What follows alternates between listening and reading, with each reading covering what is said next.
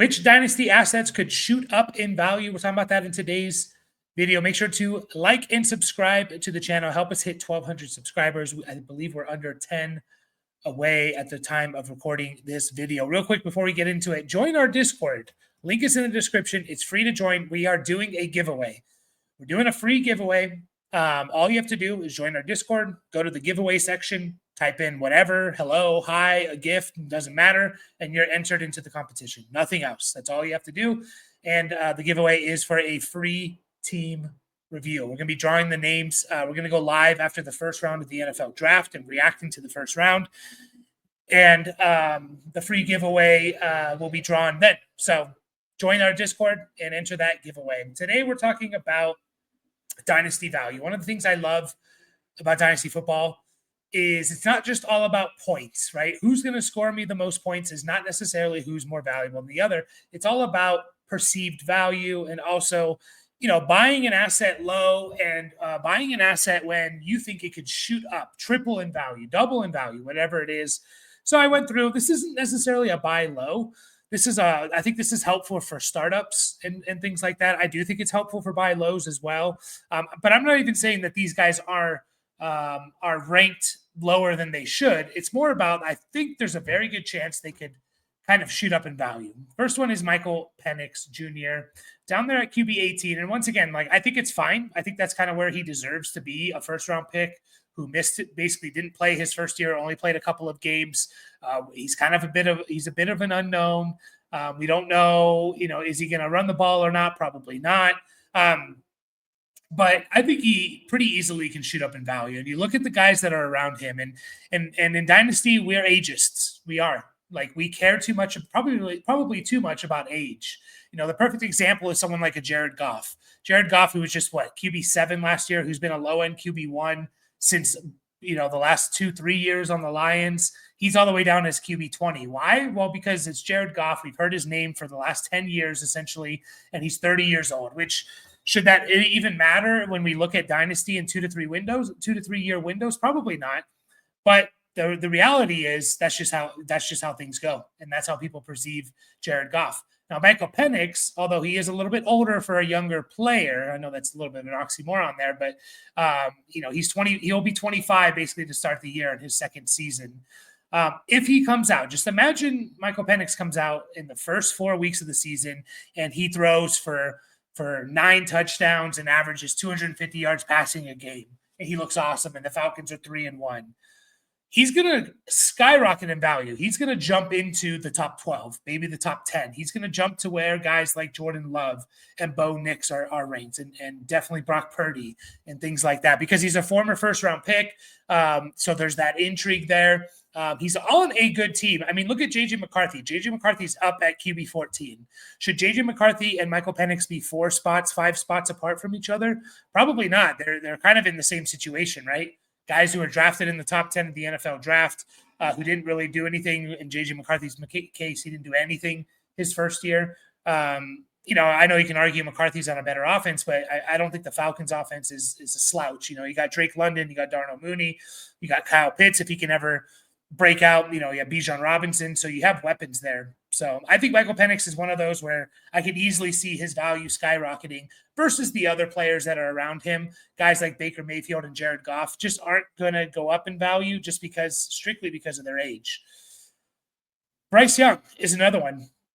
Bryce Young, who at this time next year, we could see him. Where could we see Bryce Young?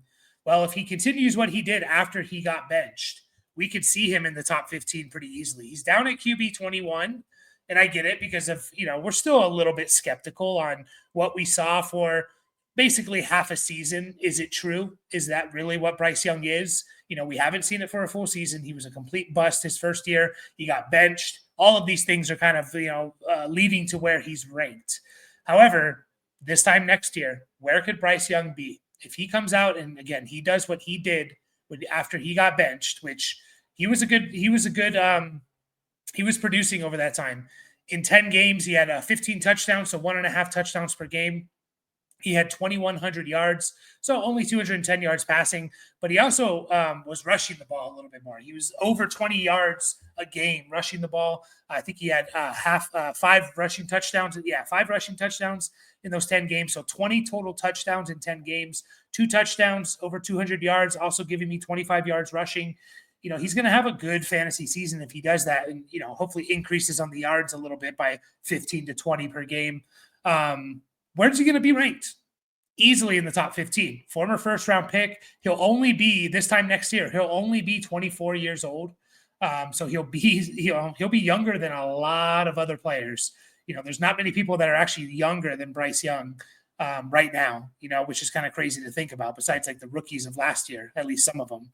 So he's another guy where I can absolutely see his value skyrocket. There's always going to be doubters, so he's really going to have to put those doubters to bed a little bit. He can't have a solid season. He has to have a really good season, a QB1 season, a QB, not QB1 overall, but QB1, top 12. Like he has to be QB10 next year and like a legitimate QB10.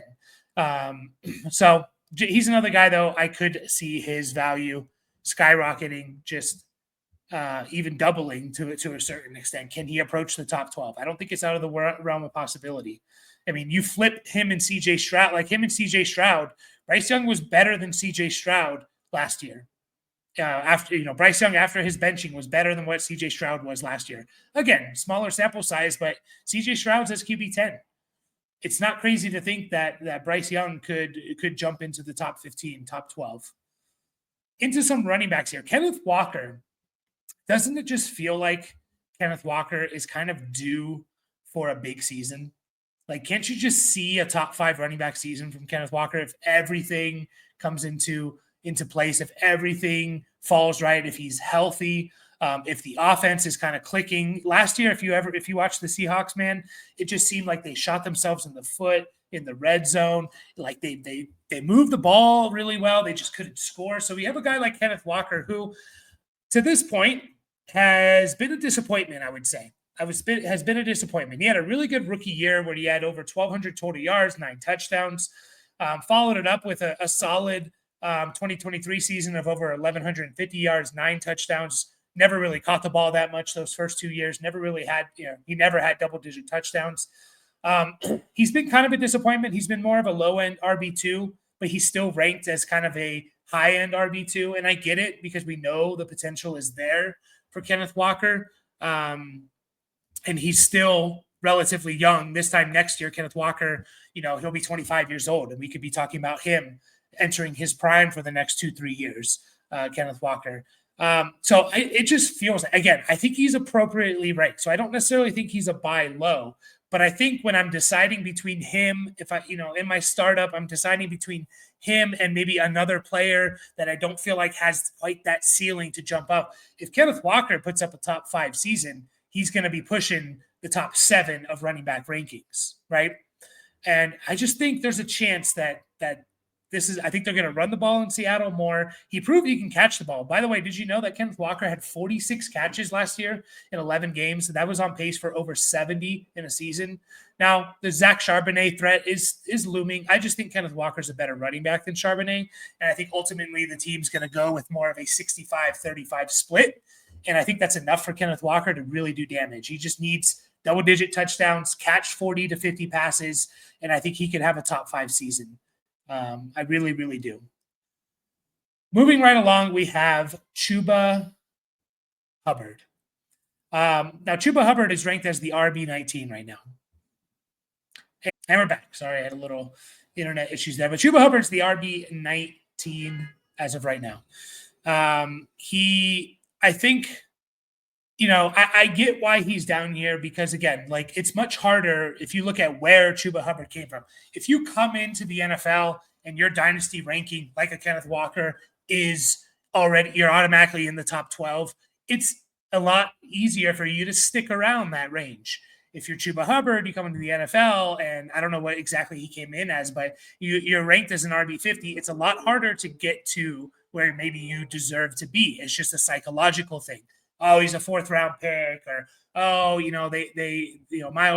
they wanted Miles Sanders to be the guy. Oh, they drafted Jonathan Brooks. Like all of these things for Chuba Hubbard are going to kind of bring him a little bit lower. But like honestly though, like he's RB19. And again, am I arguing he should be higher? Kind of, but not like I'm not hard, arguing for it. But you look at some of the other players that he's behind. Okay, you have guys like McCaffrey and Henry. I get it. Those guys are potential league winners. You're year to year with those guys, but they're potential league winners. Chase Brown, you can argue that Chuba Hubbard should be over Chase Brown for a couple of reasons. One, Chuba Hubbard has done it longer than Chase Brown. And two, Chuba Hubbard was better than Chase Brown last year. Even guys like Kenneth Walker, why should Chuba Hubbard be lower than Kenneth Walker realistically, besides the draft capital? Chuba Hubbard's been better over the last 2 seasons than Kenneth Walker has. Why should they're both, Kenneth Walker's a little bit younger, but they're both young, they're both 25 years old or younger.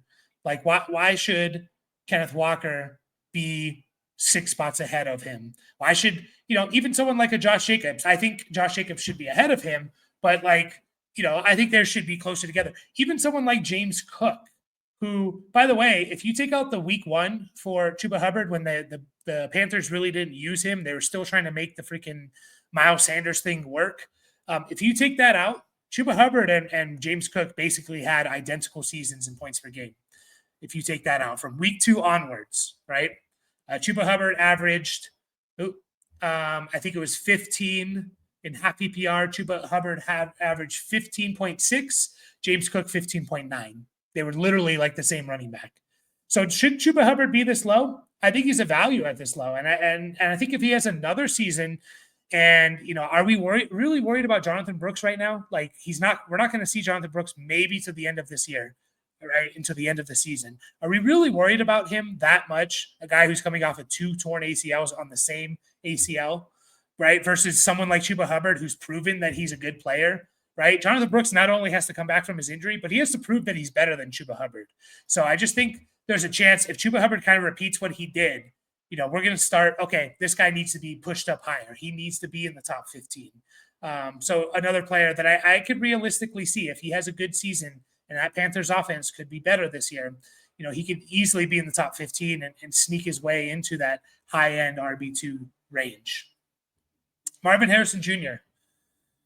Marvin Harrison Jr., wide receiver 10. So to me, there are eight kind of elite wide receivers. Jamar Chase, Justin Jefferson, Malik Neighbors, CeeDee Lamb, BTJ, Amon-Ra St. Brown, Puka Nacua, and Nico Collins. Nico Collins is probably the only one there that you could still reasonably, people maybe don't consider him elite. I do think he's elite in my opinion. After that, you have Drake London, JSN, Ladd McConkey, good players, very valuable pieces. I just don't know if they're that elite category as where we stand right now, right? Nico Collins the last 2 years has put up basically 15 half PPR points per game. Drake London in his best season last year, I think was at 13 point something, right? So could Drake London get there? Sure, 13.6. But has he proven that he should be considered? No. Marvin Harrison Jr. is, to me, besides him and maybe Drake London, maybe JSN, although I love JSN, but I'm a little bit skeptical if he can enter that elite category. Outside of those guys, and maybe you can argue for guys like AJ Brown and stuff like that, but outside of those guys, Marvin Harrison Jr. has, to me, the best chance to enter that elite wide receiver category, right? Out of, Drake London, JSN, AJ Brown, Garrett Wilson, guys like that. Marvin Harrison Jr. has the best case to make to get into that elite category, because if he was at one point, guys, the wide receiver 3 in Dynasty. So if he just has the season that we expected him to have last year, if he has that in 2025, he's going to be a top 5 wide receiver. He is. He just is. He's going to be a top 5 wide receiver. He's going to double. Now, do I think he should be ranked higher? No, it's really hard to make an argument for Marvin Harrison over Drake London, over Nico Collins, right? But I could easily see him jumping those guys if he has the season that we expected him to have in 2024. And I think it's possible. I think hopefully they change their offense, get him involved a little bit more, use him differently, and we could see it. But, he's another guy where if you want an elite wide receiver, but you don't want to trade for one, go for Marvin Harrison Jr. if you can. And maybe the manager of Marvin Harrison Jr., or if you're in a startup, draft Marvin Harrison Jr., further, after later than these other elite wide receivers. I mean, I'm doing a slow draft right now in one of our listener leagues, and Marvin Harrison Jr. went mid third round, right? He went significantly later than those other elite wide receivers. If you want one but don't want to pay sticker price for it, go for Marvin Harrison Jr. Jalen Waddle is another one. Jalen Waddle is another wide receiver that I think I could really see him shooting up in value. It's not that long ago where Jalen Waddle broke the rookie record for most catches, and then year 2 he was awesome. With Tyreek Hill. Tyreek Hill made Jalen Waddle better. Right. And Jalen Waddle was a beast. He had over 1,300 total yards, I think, or receiving yards, I think it was. He was the wide receiver 13 in points per game in half PPR. And then he's been a disappointment the last 2 years. That being said, he's been better than I think we're giving him credit for. He was wide receiver 23 in 2023, and he was beat up a lot in those games. He was just beat up a lot in those games, leaving in and out. And that's part of the issues with Jalen Waddle is like he seemingly can't stay healthy. I know he plays a lot of games, but he seems to always be beat up in a game or leaving a game or whatever. That being said, like it's not going to take much for Jalen Waddle. Like what if Tyreek Hill he's a little bit over the hill? He's not quite Tyreek Hill anymore. What if what we saw last year was not because of injury? It was just because, he's a 31 or 31-year-old wide receiver. And, time comes for everyone, right? Like, father time, mother time, right? Father time wins the battles, right? And Jalen Waddle becomes the feature of this offense, and that offense gets back to what it was in 2022 and 2023. It's you could see the path very easily versus other guys ranked around Jalen Waddle. Jameson Williams. He's always going to play second fiddle to Amon-Ra St. Brown and maybe third fiddle to Sam Laporta. Terry McLaurin, he's just too old. He's not going to shoot up in value. Terry McLaurin, who just came off a really damn good season, is wide receiver 29. There's no way Terry McLaurin's getting any higher than that. Why? Because he's going to be 30 this year. Other guys, Zay Flowers, Jordan Addison, even Xavier Worthy. Sure, you could see those guys maybe doing it, but Zay Flowers is limited by his offense. Jordan Addison is always going to play second fiddle to Justin Jefferson. Xavier Worthy potentially, if he's the best receiver on that team, but most people lean Rashee Rice. So these are the guys who Waddle's ranked around.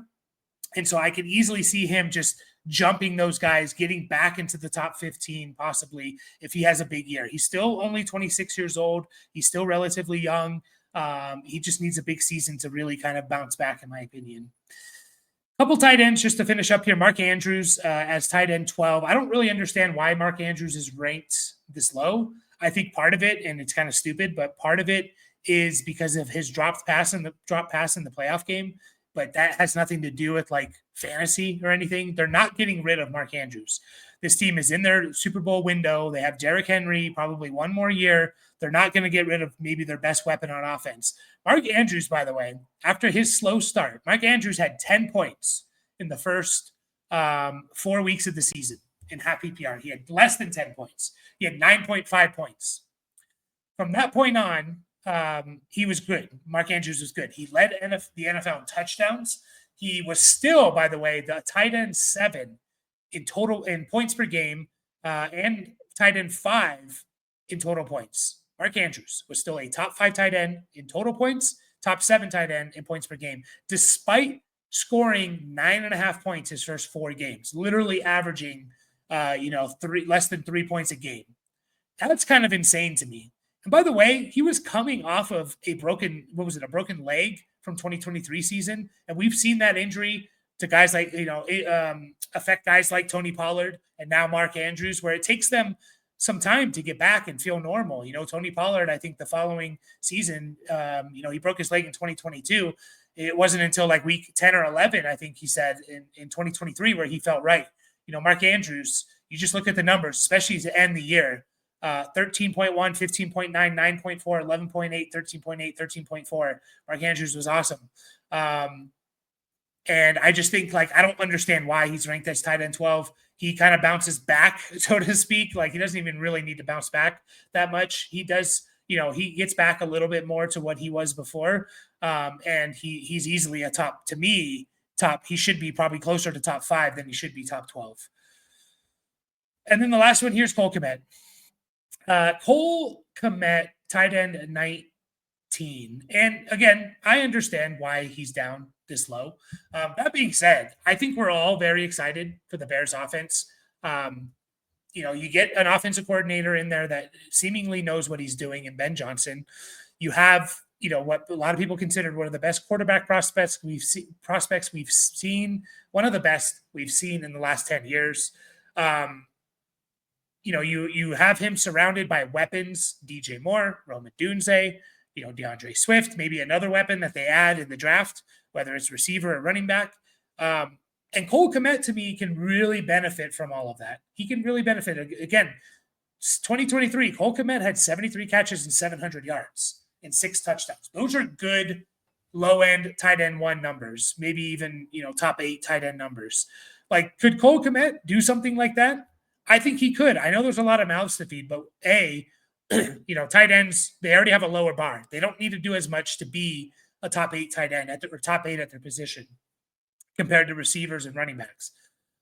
He could be the touchdown threat for Caleb Williams. This team could legitimately be like a little mini version of the Detroit Lions. Now, do I think their offensive line is as good? No. Do I think their running backs is as good? No.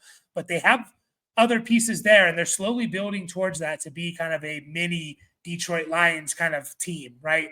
Build up the offensive line. You have 2 stud receivers in Odunze and Amon-Ra, Odunze and DJ Moore, Amon-Ra and Jameson, and the tight end, Sam Laporta, a big part of the Lions offense. Cole Kmet could be a big part of this Bears offense, right? And Sam Laporta is still producing even with those other guys producing. So I just think Cole Kmet very easily could be a low-end tight end 1 again. We know that he's a good tight end. And another thing is he's out there all the time. He plays all the time. They feel confident with him and his run blocking. Still only 26 years old, by the way. He just turned 26. You're kind of entering the prime years of a tight end. So Cole Kmet, go out and get him if you can. That's all I have for you guys. Appreciate you all. Make sure to like and subscribe. Join the Discord to enter into our celebration. I almost said enter into our giveaway. And we'll see you guys all in the next video.